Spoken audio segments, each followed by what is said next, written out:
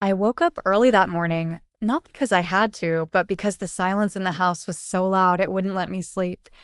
The kettle whistled while I waited for the water to boil, with my chipped blue cup ready to receive a tea bag, now used, dried overnight in a paper napkin. The air outside had that freshness, undecided, of spring wanting to be summer, and inside I moved with a silent purpose.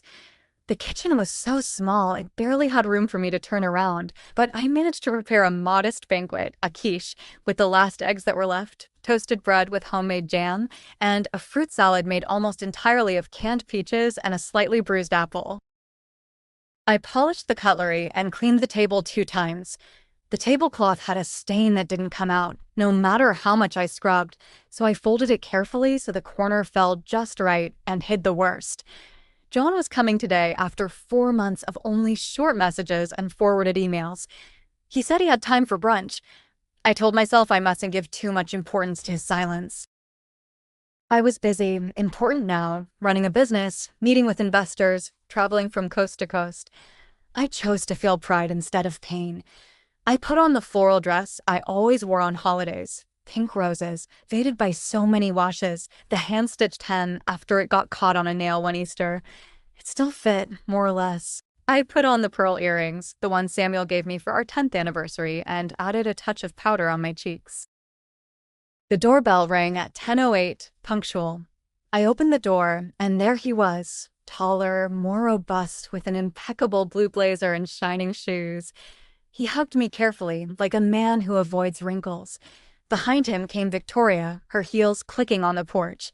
She wore a light gray coat fitted at the waist, with sunglasses pushed up on her golden waves. She smiled a perfect, rehearsed smile and kissed the air close to my cheek.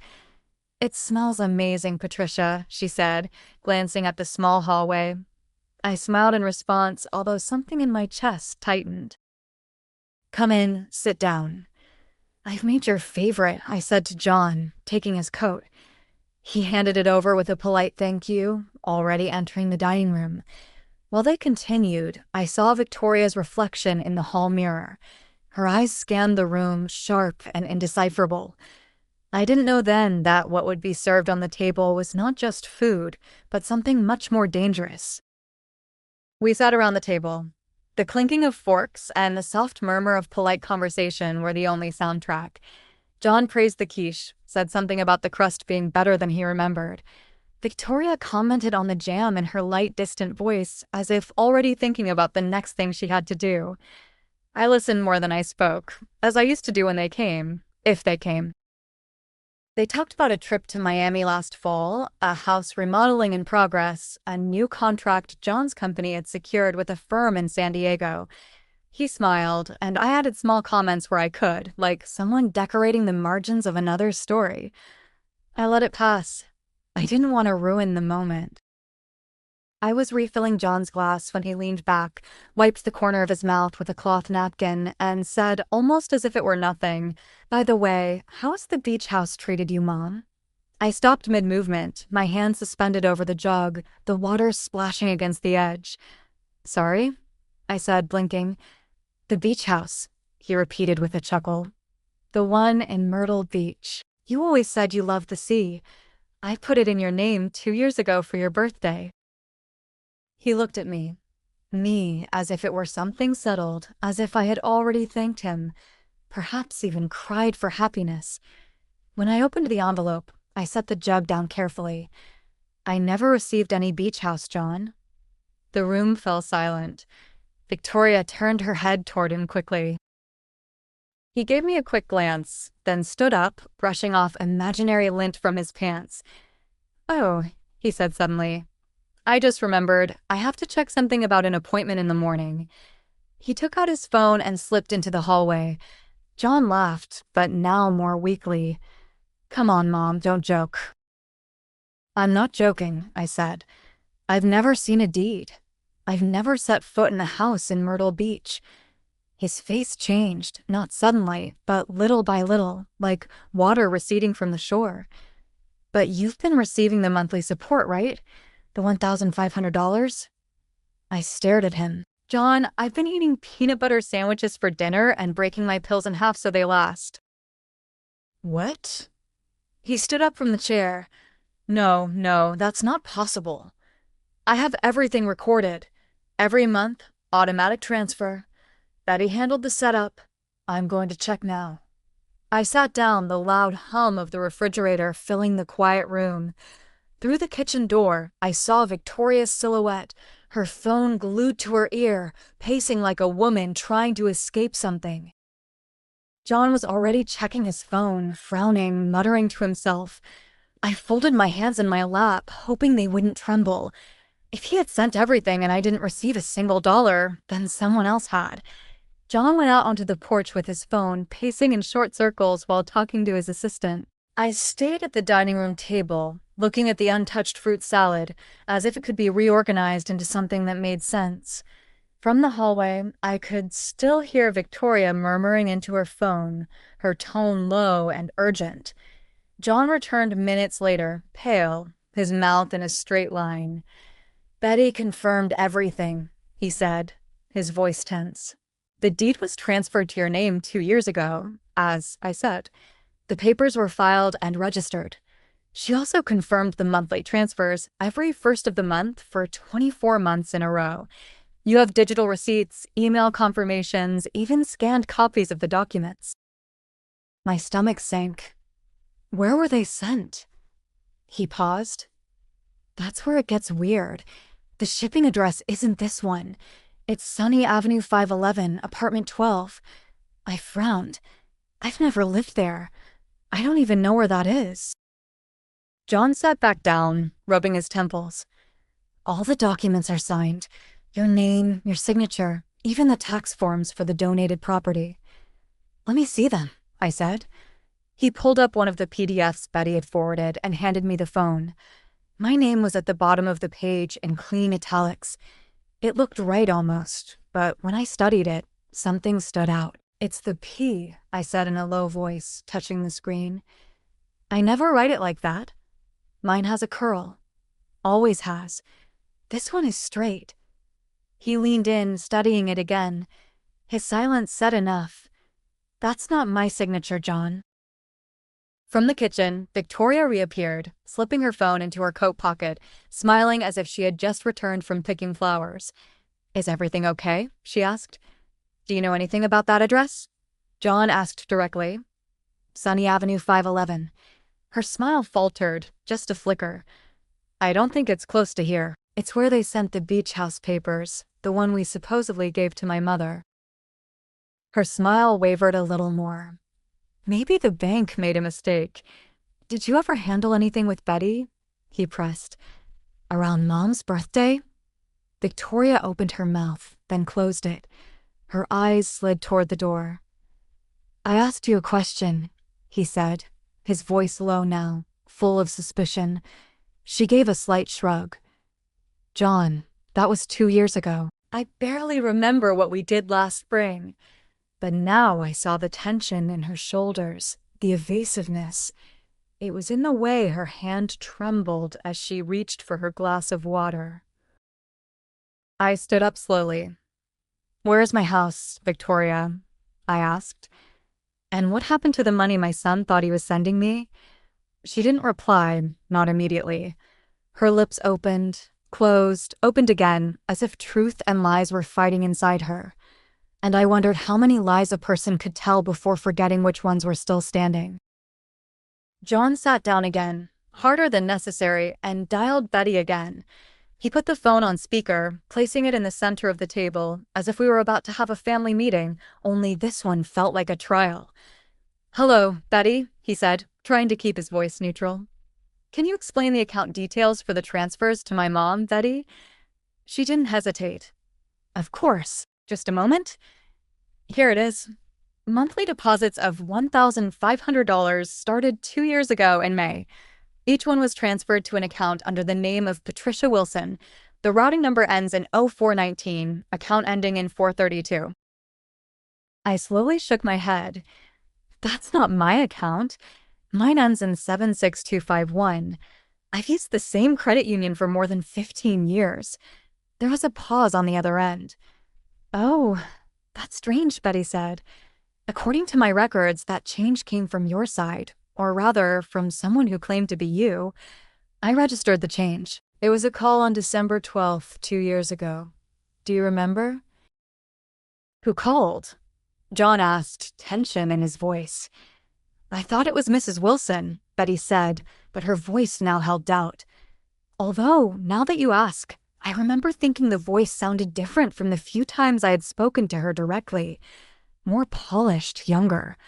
Victoria's fork clinked softly against her plate. Her eyes stayed on her water glass. John leaned forward. And the address? The same update call? I was told Mrs. Wilson had moved, Betty replied. The new mailing address was added to your mother's profile, Sunny Avenue, 511, apartment 12C. My hands were shaking now. That has never been my address. I've lived here for more than a decade. I've never received anything from any bank other than mine. I'm so sorry, Mrs. Wilson, Betty said gently. This should have raised a red flag.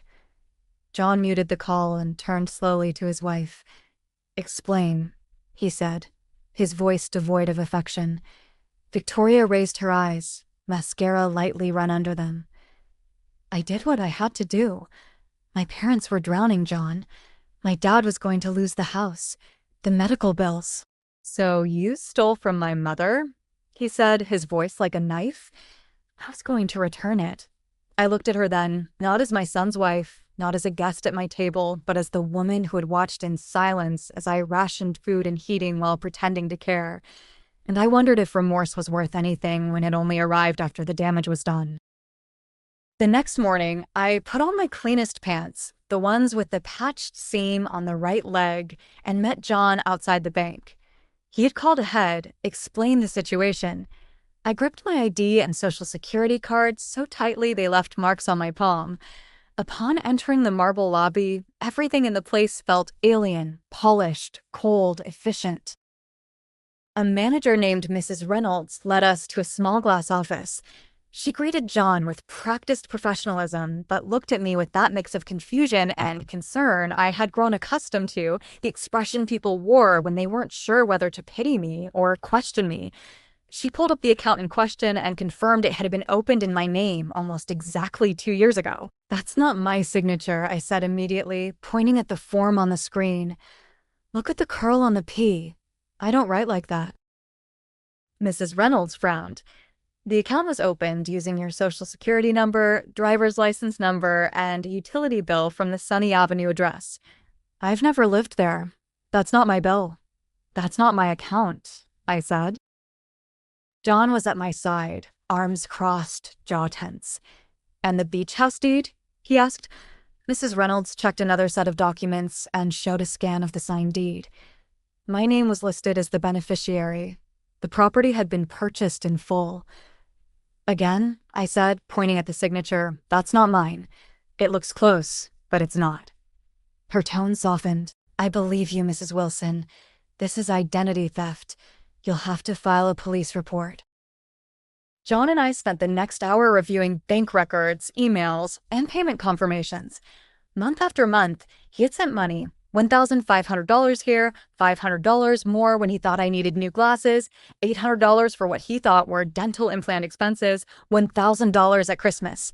In total, more than $40,000 missing. He took out his phone and dialed another number. I want to see the house, he said. It was a 2-hour trip to Myrtle Beach. I had never been there before. When we arrived, I immediately recognized the house from the photos Betty had sent. A porch, sun-bleached turquoise blinds, a wind chime on the door.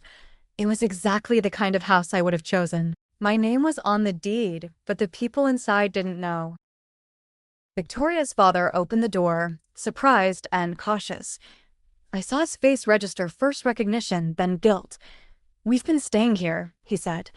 Victoria said John bought it for us, that it was a gift, that you didn't love it. I looked past him and saw new floors, fresh paint, a remodeled, shining kitchen, all funded with money meant for me. She said she would take care of it, he added in a low voice. John didn't speak. He turned and went down the steps. I stood for a moment longer, looking at the house that should have been mine. Then I followed my son down the path, unsure how to feel about everything I had just seen. If someone takes your life and lives it as if they had won it, what remains when you finally get it back? The lawyer John hired, Mr. Thompson, was precise, quiet, and devastatingly thorough. He explained everything in a tone meant to calm, but each word eroded the little piece I had left: identity theft, bank fraud, forgery, tax evasion. Not only had she diverted money, she had filed false tax returns in my name and opened accounts with my social security number. Each act had weight. Every dollar she touched left a trail. Victoria was arrested within a week. I didn't see her leave.